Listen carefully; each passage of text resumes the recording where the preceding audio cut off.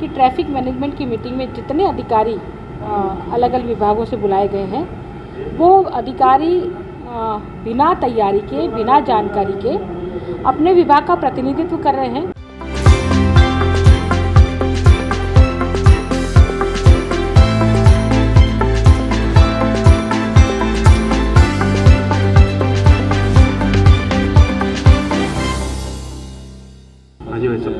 अजमेर की सारी ट्रैफिक व्यवस्थाएं बुरी तरह चल रही हैं।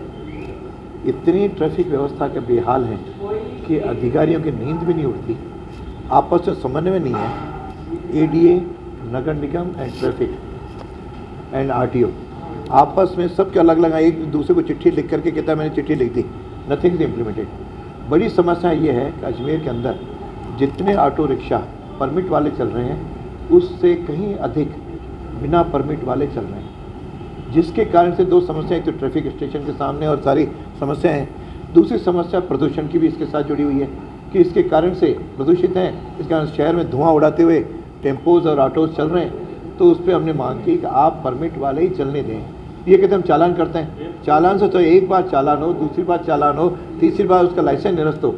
इस तरह से जब तक आगे नहीं बढ़ेंगे तब तक नहीं होगा।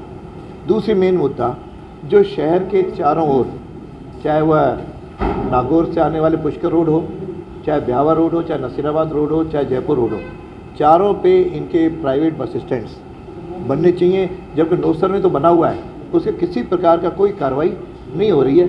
और शहर की आज बसें चाहे जवाहर रंगमंच में खड़ी होती हों, चाहे आप मेवाड़ा पब्लिक स्टैंड पे खड़ी होती हों, शहर के अंदर हर जगह प्राइवेट बस आके खड़ी होती है, जिसके कारण से ट्रैफिक व्याप्त है, उसके खिलाफ कठोर कार्रवाई की। तीसरा, ट्रांसपोर्ट नगर का फुल्ली इम्प्लीमेंटेशन हो, वहाँ बन चुका है। एडीए कह रहा है कि सारी सुविधाएं हमने दे दी हैं, लेकिन वहाँ पे इसका इम्प्लीमेंट नहीं हो रहा है। चौथा जो बिंदु उठाया कि नया रूट शुरू हो, जो मेरे फायसागर रोड से लेकर के कोटड़ा होता हुआ, रीजनल कॉलेज होता हुआ, वैशाली पंचशील होता हुआ जनाना हॉस्पिटल जाए, इस तरह के लोगों को सुविधा मिलेगी, जिसके कारण से नहीं हो। चौथा, नगर निगम कह रहा है कि हमारे यहाँ एक अंडरग्राउंड परिवहन स्थल निर्माणाधीन है। हमने पूछा कहाँ निर्माणाधीन, तो बता नहीं पाए, कहीं निर्माणाधीन है ही नहीं। यानी इस प्रकार की कागज़ों पे केवल ये रिपोर्ट देते हैं और व्यवहार में कहीं इम्प्लीमेंटेड नहीं है। इसलिए शहर के करने के लिए इच्छा शक्ति का निर्माण होना, कठोरता निर्माण होना और साथ में इनके आपस में कोऑर्डिनेशन होना, इसकी आवश्यकता है। और चौथा जो मेन बिंदु कहा गया कि आपके पशु चिकित्सालय के जो पुराना वाला, उसके अंदर आपने पार्किंग शुरू तो कर दी, लेकिन पार्किंग शुरू करने के बाद आप वहाँ पे आज भी पुरानी मंडी के बाहर, आज भी नया बाज़ार के अंदर पूरे वाहन खड़े, कोई कार्रवाई नहीं होती। तो जो भी आपको है उसको समझा बुझा के एसोसिएशन से बात करके, जनप्रतिनिधि से बात करके इसको स्थान को इम्प्लीमेंट कराएं, तब जा कर के ट्रैफिक व्यवस्था सारे शहर में खड़ी हो रही है, उसके खिलाफ कार्रवाई हो, ट्रैफिक व्यवस्था ठीक हो, लाइसेंस वाले हों और नए रूट खोले जाएं। इन मुद्दों पे चर्चा। मुझे भी आने का सौभाग्य मिला, परंतु बहुत ही खेदजनक है कि ट्रैफिक मैनेजमेंट की मीटिंग में जितने अधिकारी अलग अलग विभागों से बुलाए गए हैं वो अधिकारी बिना तैयारी के, बिना जानकारी के अपने विभाग का प्रतिनिधित्व कर रहे हैं। नगर निगम से आने वाले अधिकारियों को जो उनके द्वारा सूचना दी गई है ना, वो उनकी जानकारी में नहीं है, वो नहीं जानते हैं। वो कहते हैं कि पार्किंग निर्माणाधीन है जेएलएन हॉस्पिटल में, लेकिन जब उनसे पूछा जाता है कि भाई कहाँ निर्माणाधीन है, तो उसका जवाब नहीं दे पाते। बहुत सारे विषय मेरे द्वारा इस मीटिंग में उठाए गए हैं, जिनमें जो पहले से ही रूट डिसाइड है, उस रूट पर जो परमिट दिया गया है जिस व्हीकल को, लेकिन वो व्हीकल उस रूट पर जाने की बजाय दूसरे मार्ग से गंतव्य तक पहुंचता है। इससे यात्री भी परेशान होते हैं और ट्रैफिक का प्रॉब्लम भी होता है। तो ऐसी स्थिति में जिन वाहनों को जिन रूट का परमिट मिला हुआ है वो उसी रूट पर संचालित हो पहले तो। दूसरी बात, ब्यावर रोड से आने वाले व्हीकल बसेस और नसीराबाद रोड से आने वाले बसेस और जयपुर रोड पर पार्किंग के लिए, बसों के पार्किंग के लिए पर्याप्त स्थान उपलब्ध कराया जाए एडीए के द्वारा। और जो नौसर घाटी में जो स्थान उपलब्ध है उस स्थान पर प्राइवेट बसेस को वहाँ पार्किंग किया जाए, क्योंकि बसेस पूरे शहर में आप देखेंगे इधर उधर खड़ी रहती है। तोपदरा स्कूल के पीछे लगभग 10-12 बसें लगातार खड़ी रहती है। कोर्ट परिसर के पीछे आप देखेंगे पवित्र कोठारी जी के शोरूम के बाद में, तो वहाँ लगातार बसेस खड़ी रहती हैं। गवर्नमेंट कॉलेज चौराहे पर बसेस खड़ी रहती हैं और ये जवाहर रंगमंच के सामने बसेस खड़ी रहती हैं। तो ये बसें यहाँ तक आती कैसे हैं? तो ये मिलीभगत से जो ट्रैफिक पुलिस है और जो बाकी के लोग हैं उनकी मिलीभगत से ये पूरा षड्यंत्र होता रहता है और उसके कारण से ये बसेस यहाँ आती हैं। तो बसेस को निर्धारित स्थान पर ही खड़ा किया जाए। दूसरी बात मेरे द्वारा ये कही गई।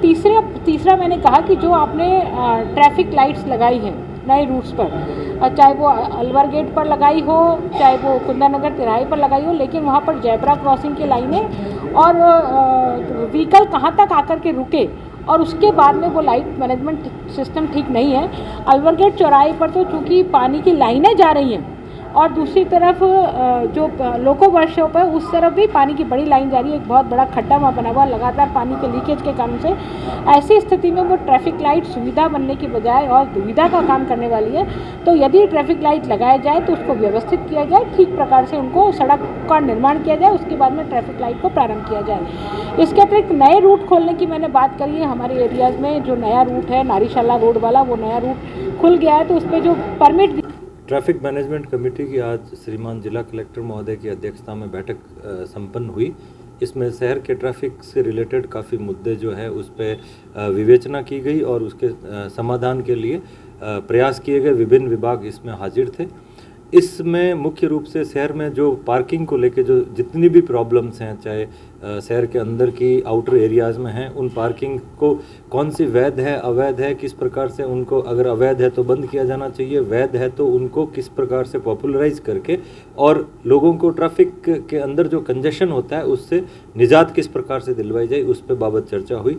बस स्टैंड्स के कुछ इश्यूज़ थे, उस पर भी विचार किया गया। जो शहर के जाने वाले चारों तरफ की जो दिशाएँ हैं उसमें बस स्टैंड्स को आइडेंटिफाई कर, लैंड आइडेंटिफाई के लिए ADA, transport department, police department और अन्य एजेंसीज जो इसमें स्टेक होल्डर हैं उनके मार्फत एक सर्वे करवा के और इस मुद्दे को आगे जो राज्य सरकार को प्रेषित किया जाना है उसके लिए भी एक निर्देश प्रदान किए गए। फिर जो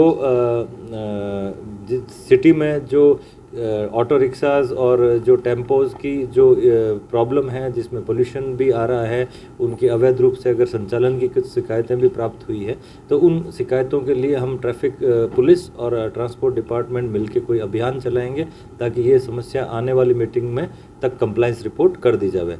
इसके साथ साथ जो बसेस का नो पार्किंग के इश्यूज़ हैं और अवैध रूप से संचालित जो वाहन हैं उनके इश्यूज़ हैं, मोबाइल पे बात करना, सीट बेल्ट, हेलमेट के जो ये इश्यूज़ है जिनकी वजह से सड़क दुर्घटनाएं होती है, उनके लिए भी बात की गई। और पुष्कर, विजयनगर, किशनगढ़, ब्यावर, नसीराबाद, इन जो छोटे क्षेत्र हैं, इन क्षेत्रों में जो ट्रैफिक को लेकर समस्याएं हैं, विभिन्न DTOs ने अपना पक्ष रखा है। उसमें जो अग्रिम कार्रवाई की जा सकती है उसके इश्यूज़ पे भी, कहीं ट्रैफिक लाइट्स का इशू है, कहीं पे बस हॉल्टेजेस का इशू है, इन इश्यूज़ पे भी बात की गई। तो उसके लिए भी कार्रवाई जो है कंप्लाइंस रिपोर्ट अगली मीटिंग में पेश की जाएगी। जो ट्रैफिक मैनेजमेंट कमेटी का जो मेन इश्यूज़ वो यही रहे कि भाई शहर के यातायात को किस प्रकार से सुव्यवस्थित किया जाए, हैजल फ्री किया जाए और किस प्रकार से लोगों को आवागमन में किसी प्रकार की बाधा ना पहुंचे, सड़क से सुरक्षा को लेके कि उनके किसी प्रकार के एक्सीडेंट्स नहीं हो, और अजमेर शहर में और उसके आसपास क्षेत्रों में, ज़िले में ट्रैफिक का निर्बाध संचालन किस प्रकार से अच्छी तरीके से किया जा सकता है, इसी उद्देश्य और ध्येय के साथ बैठक आहूत की गई। भी थी जो उनके द्वारा जो सुझाव प्रस्तुत किए गए, ये सारे सुझाव जो मैंने अभी आपको निवेदन किया, उनके सुझाव और वो जो पॉइंट्स हमारे एजेंडा पॉइंट्स थे, उनके आधार पे ही उनके द्वारा जो जिस भी प्रकार के निर्देश प्रदान किए गए वो मीटिंग मिनट्स में आपको एलोबरेटेड फॉर्म में मिल जाएंगे। लेकिन वो मेन रूप से जो पार्किंग की समस्या है वो काफ़ी ज़्यादा हाईलाइट थी। पार्किंग की समस्याओं पे जो है शहर के अंदर जो ट्रैफिक हैजार्ड्स हैं, ट्रैफिक मतलब लोगों को समस्या आती है पार्किंग को लेके, और कंजेशन, ट्रैफिक कंजेशन को लेके भी समस्या है, और जो पार्किंग, नो पार्किंग के इश्यूज़ हैं वो भी उनके द्वारा उठाए गए। तो निश्चित तौर पे चूँकि जनप्रतिनिधियों द्वारा उठाए गए जो मुद्दे हैं उन पे हमें कार्रवाई करनी है। कार्रवाई करके नेक्स्ट मीटिंग तक जो भी इश्यूज़ आए हैं उन पे सॉल्यूशन लाया जाएगा।